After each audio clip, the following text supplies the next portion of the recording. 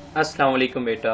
I am your chemistry teacher sir Mohammad Kashif. और आज बेटा हम स्टार्ट करने जा रहे हैं first online lecture, chapter number 9 बेटा, केमिकल इक्विलिब्रियम। अब बेटा इसमें सबसे पहले हम बेसिक कुछ टर्म को स्टडी करते हैं। याद रखें बेटा, आप एक दफ़ा केयरफुली लेक्चर को सुनेंगे, आपको कभी केमिस्ट्री में कंफ्यूज नहीं होंगे बेटा। स्टार्टिंग से अपना एक अच्छा स्टार्ट लें बेटा, हर एक चीज को साथ साथ गोस थ्रू करके चले। रिएक्टेंट क्या होते हैं बेटा? केमिकल रिएक्शन, किसी भी केमिकल रिएक्शन में द सब्सटेंस दैट कंबाइन, जो सब्सटेंस रिएक्ट करता है या कंबाइन होता है उसको हम रिएक्टेंट कहते हैं। फॉर एग्जाम्पल बेटा, नीचे हम देखते हैं कि ये रिएक्शन है H2 plus O2, H2O simple बेटा बना लेता है। अब इसमें देखें कि हमारे पास जो H2O2 है, ये दोनों इस वक्त क्या हो रहे हैं बेटा? कंबाइन। जब ये दोनों कंबाइन हो रहे हैं तो इट मीन ये क्या कहलाएंगे बेटा? रिएक्टेंट कहलाएंगे। तो इस वक्त H2O2 बेटा यहाँ पे एज ए रिएक्टेंट है। अब बेटा देखें प्रोडक्ट क्या होता है। आपको भी पता है कि बेटा प्रोडक्ट सिंपल हम कह सकते हैं कि जब भी हम कोई चीज बनाते हैं तो बनाने के बाद जो हमारा रिजल्ट आता है, जो हम चाह रहे होते हैं, जो चीज बनाना चाह रहे होते हैं, वो रिजल्ट प्रोडक्ट होता है। और जो उस प्रोडक्ट को बनाने के लिए जो चीज हम लेते हैं वो रिएक्टेंट होती है। इसी तरह बेटा न्यू सब्सटेंस फॉर्म्ड, जब हम दो चीजों को कंबाइन करेंगे तो एक न्यू चीज बनेगी। ये देखें बेटा, आप इस साइड पे देखें तो ये एक न्यू चीज बन रही है, जिसको हम बेटा यहाँ पे क्या कहेंगे? प्रोडक्ट। तो ये बेटा हमारी रिएक्टेंट है और इस तरह बेटा ये प्रोडक्ट है। याद रहे बेटा कि हमारे जो लेफ्ट साइड पे हमेशा रिएक्टेंट आती है किसी भी केमिकल रिएक्शन में, और बेटा राइट साइड पे यानी कि आफ्टर एरो है, इस एरो के बाद बेटा हमारे पास प्रोडक्ट आ रही होती है। नेक्स्ट बेटा, type of reaction. There are two types बेटा of reaction. Number 1 reversible and number 2 बेटा रिवर्सिबल रिएक्शन। तो ये बेटा यानी कि हमारी दुनिया में भी ये टू टाइप्स के रिएक्शन होते हैं। नेचुरल तौर पे बात करें, इरिवर्सिबल क्या होगा बेटा? ये अपने नाम से बता रहा है। रिवर्सिबल का मतलब होता है कि गाड़ी आगे जाए तो रिवर्स कहते हैं, पीछे भी बैक भी आ जाए। लेकिन एर का क्या मतलब होगा? एर का मतलब कि नो, कि वैसा ना हो, मीन नो रिवर्सिबल, कि वो गाड़ी आगे जा रही है तो आगे ही चली जाए, अब वो वापस ना आए बेटा। The reaction in which the product do not recombine to form reactant. अब बेटा प्रोडक्ट और रिएक्टेंट की बात आपको क्लियर हो चुकी है, इसके बारे में मजीद मैं नहीं समझाऊंगा। अगर आपके कोई क्यूरी है तो वो पूछ सकते हैं। इसमें क्या होता है कि ये जो आपकी ये रिएक्टेंट थी, इससे बेटा आपकी क्या बन गई? ये प्रोडक्ट। तो इरिवर्सिबल में क्या होगा कि अब ये प्रोडक्ट जो बन चुकी है वो वापस रिएक्टेंट में चेंज नहीं होगी। ऐसे रिएक्शन को हम इरिवर्सिबल कहते हैं और इसको बेटा एक सिंगल एरो हेड से जाहिर किया जाता है। अब बेटा सेकंड टाइप रिएक्शन की देखें, reaction in which product can recombine. इसमें आपकी प्रोडक्ट क्या हो सकती है? रिकम्बाइन हो सकती है। कैसे बेटा? इसमें क्या होगा? H2I2 बेटा, इससे आपका प्रोडक्ट बन जाएगा HI यानी कि हाइड्रोजन आयोडाइड। अब थोड़ी देर के बाद क्या होगा बेटा? हाइड्रोजन आयोडाइड को जब आप हीट करेंगे तो वो वापस बेटा किस में चेंज हो जाएगा? अगेन रिएक्टेंट में चेंज हो जाएगा, मीन वो हाइड्रोजन गैस और आयोडीन में चेंज हो जाएगा। तो इट मीन्स बेटा इसमें इस रिएक्शन में देखा जाए तो आपकी जो प्रोडक्ट है वो वापस रिएक्टेंट में चेंज हो सकती है। लिहाजा ये जो रिएक्शन होगा इसको हम रिवर्सिबल कहेंगे। These reaction produce in both ways, यानी कि ये बेटा आगे की तरफ भी होता है और पीछे की तरफ भी होता है।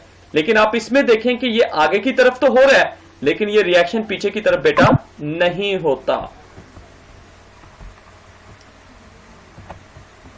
अब बेटा देखें, they consist of two reaction. Reversible में टू टाइप्स के मजीद रिएक्शन आ जाते हैं। कौन कौन से बेटा? फॉरवर्ड और रिवर्स। फॉरवर्ड क्या होता है बेटा? रिएक्टेंट से प्रोडक्ट बनना, और रिवर्स क्या हो रहा है? प्रोडक्ट से वापस रिएक्टेंट बनना। तो इसमें रिवर्सिबल रिएक्शन में दोनों रिएक्शन हो रहे होते हैं, फॉरवर्ड भी हो रहा होता है और रिवर्स भी। लेकिन इरिवर्सिबल में देखें तो जस्ट फॉरवर्ड होता है बेटा, रिवर्स नहीं होता। एक्सप्लेनेशन में चले जाते हैं। हमने क्या किया? एक रिएक्शन परफॉर्म किया। कैसा बेटा? आयोडीन को लिया और दूसरी साइड पे हमने हाइड्रोजन को लिया। आयोडीन का जो कलर था वो पर्पल था। जैसे हमने रिएक्शन किया तो हमारे पास क्या बना? Hydrogen iodide HI। ये बेटा इसका कोई कलर नहीं है, कलरलेस है। अब ये हमारे पास कौन सा रिएक्शन हो चुका है? जिसमें रिएक्टेंट से प्रोडक्ट हमारे पास बन चुकी है। तो इट मीन ये रिएक्शन कौन सा है? फॉरवर्ड। अब थोड़ी देर के बाद जब आप हाइड्रोजन आयोडाइड को हीट करते हैं, यानी कि HI को हीट करते हैं, थोड़ा सा हीट करने पे क्या होगा बेटा? क्लोज फ्लास्क का मतलब है कि वो आपका पोर्ट है, बर्तन है जिसमें आप ये रिएक्शन परफॉर्म कर रहे हैं। जब बेटा अगेन आप इसको हीट करेंगे तो अगेन ये किसमें चेंज हो जाएगा? H2I2 में चेंज हो जाएगा। इट मीन इस रिएक्शन में क्या हो चुका है? दोबारा रिएक्शन रिवर्स हो चुका है। तो जिसमें बेटा फॉरवर्ड रिवर्स दोनों होते हैं उसको हम क्या कहते हैं? रिवर्सिबल रिएक्शन कहते हैं। तो ये बेटा एक्सप्लेनेशन थी। इसके बाद बेटा ये टॉपिक एंड हो चुका है। नेक्स्ट न्यू टॉपिक आ चुका है कि what is chemical equilibrium. Chemical equilibrium क्या होता है बेटा? जो कि हमारे चैप्टर का नाम भी है। अब बेटा देखें तो केमिकल इक्विलिब्रियम के नाम पे देखें, इक्वल से निकला हुआ है बेटा ये इक्विलिब्रियम का वर्ड। इक्वल मीन क्या होता है? बराबर होना, किसी चीज का बैलेंस हो जाना। तो कौन सी चीज बैलेंस होगी बेटा?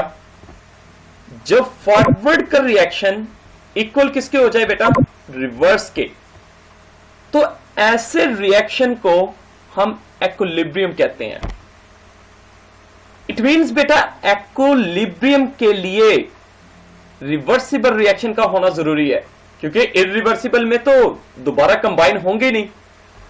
तो बेटा अगर फॉरवर्ड रिवर्स दोनों रिएक्शन का रेट बराबर हो जाए, यानी कि जितना रिएक्शन फॉरवर्ड हो रहा हो उतना ही रिवर्स हो रहा हो, तो ऐसे रिएक्शन को हम क्या कहते हैं? इक्विलिब्रियम कहते हैं बेटा। फॉर एग्जांपल बेटा H2 और बेटा हम रिएक्शन करवा रहे हैं I2 यानी कि आयोडीन। तो हमारे पास प्रोडक्ट क्या बन रहा है? हमारे पास बेटा प्रोडक्ट बना HI यानी कि हाइड्रोजन आयोडाइड। अब बेटा देखें थोड़ी देर के बाद जब हमारे पास कंप्लीट प्रोडक्ट बन जाता है, इधर हमारे पास ये क्या हो जाएगा? जीरो रह जाएगा। मतलब ये तमाम आपस में कंबाइन होते होते जीरो रह जाएगा और हमारे पास 100% HI बन जाएगा।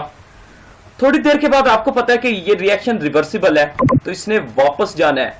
अब ये बेटा आहिस्ता आहिस्ता कम होता जाएगा और इधर हमारा रिएक्टेंट बनना स्टार्ट हो जाएगा। अब क्या होगा कि थोड़ी देर के बाद ये जीरो रह जाएगा और ये हमारे पास बेटा अब ये मैक्सिमम बन जाएगा। तो इट मींस बेटा अब एक टाइम ऐसा आ जाएगा कि जिसमें जितना रिएक्टेंट से प्रोडक्ट बन रहा होगा उतना ही प्रोडक्ट से वापस रिएक्टेंट बन रहा होगा।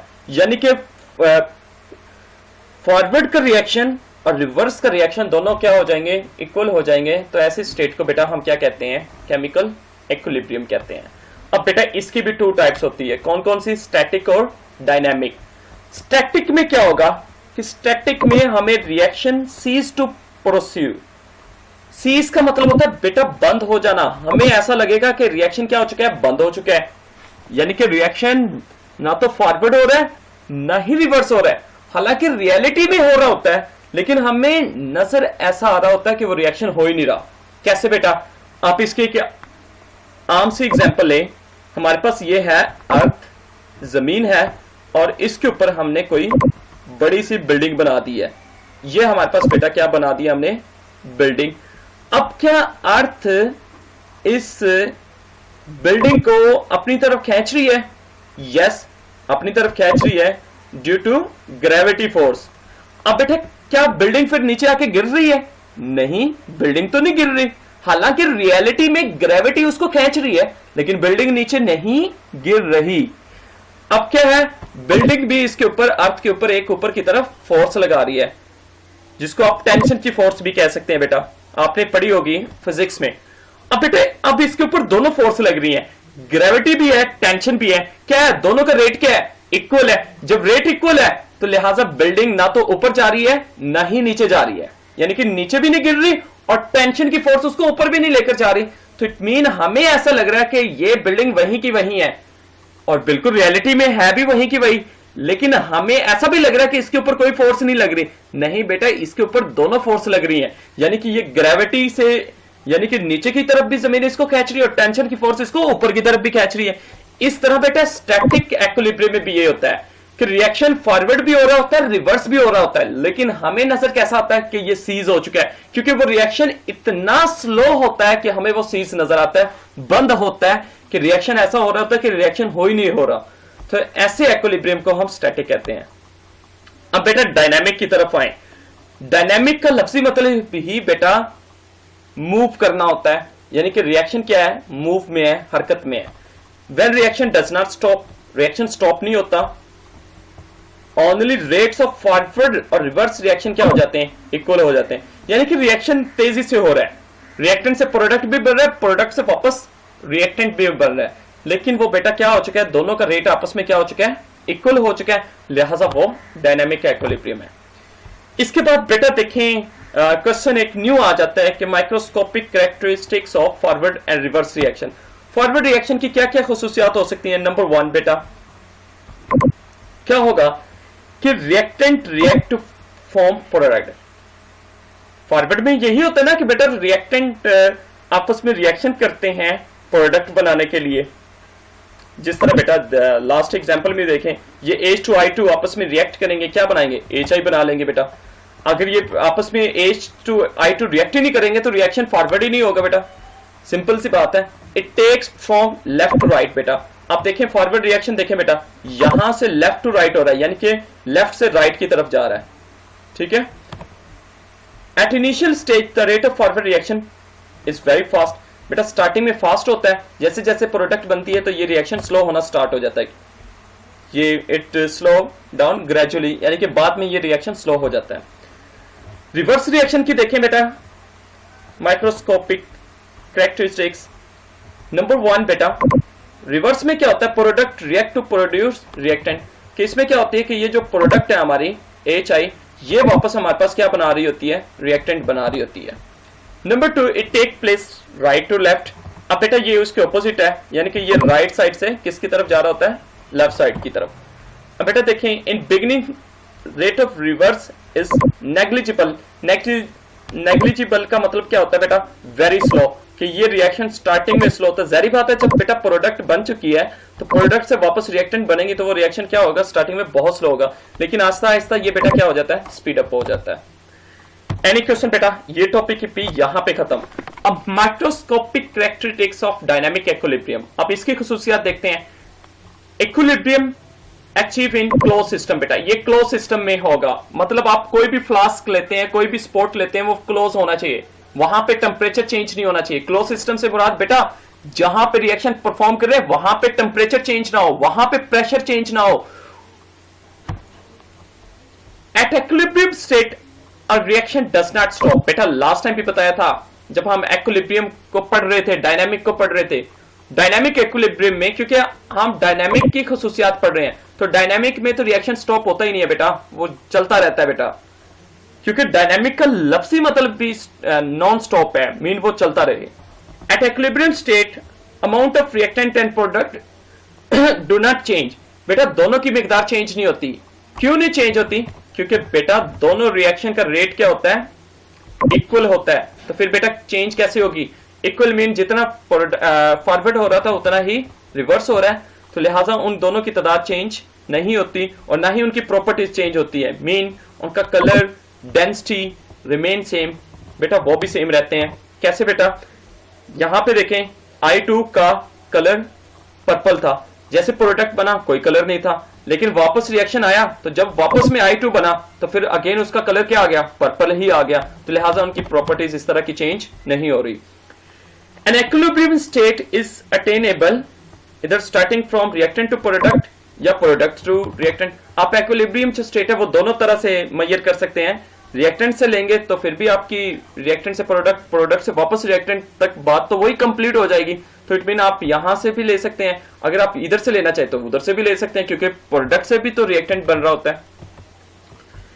N equilibrium state can be disturb again and achieve under the given condition. आप इसकी बेटा चेंज कर सकते हैं इक्विलिब्रियम स्टेट को। कैसे? ये रिएक्शन हो रहा था, इसमें इक्विलिब्रियम आ चुका था, रिएक्टेंट से प्रोडक्ट बन रहा था, प्रोडक्ट से रिएक्टेंट बन रहा था, आपने एकदम टेम्परेचर ज्यादा कर दिया। टेम्परेचर ज्यादा करने से क्या हो सकता है? हो सकता है कि जो रिएक्शन पहले फॉरवर्ड का स्लो था वो फास्ट हो जाए। तो इसमें क्या होगा बेटा, इसमें आपकी एक दफा डिस्टर्ब हो जाएगी, आपकी इक्विलिब्रियम जो स्टेट थी वो एक दफा डिस्टर्ब होगी, लेकिन बाद में आप उसको दोबारा वापस ला सकते हैं। बेटा कोई भी क्वेश्चन होते हैं तो आप इन दी एंड पूछ सकते हैं।